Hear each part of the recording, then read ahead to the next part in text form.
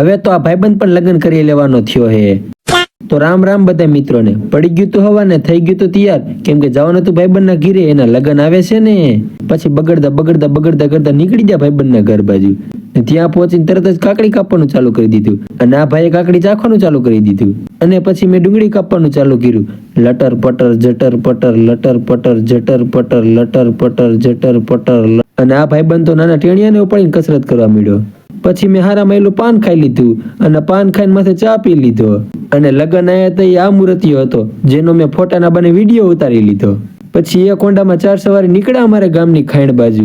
લટર પટર જટર પટર, લટર પટર જટર પટર, લટર પટર જટર। પૂગી ગયા તા ખાઈણે, ને આ બાજુની ખાઈણ પાણીની ભરેલી હતી, અને આ બાજુની ખાઈણ ખાલી હતી। પણ આ કૂતરું અહીંયા શું કરતું હતું? પછી ખાઈણેથી આવીને બધા ભાઈબંધોએ શેરડીનો રસ ઠપ કર્યો, અને પૂગી ગયા પાછા ભાઈબંધના ઘરે। અને અહીંયા તો મારો વ્લોગ ચાલુ કરીને બેઠા હતા। પછી જમવાનું તૈયાર કરી બધાને જમવા બેહારી દીધા, અને હું ગરમા ગરમ ખીચડી દેતો હતો। પછી ભરસક થારી ભરીને બધા હાવજના જડબા સીરી નાખ્યા ભાઈબંધ સેકડો કરીને મીંડા દાબવા। પછી છેલ્લે વાસણનું કામ નેઠે પાડીને આવી ગયો ઘરે, અને મિની વ્લોગ ખતમ।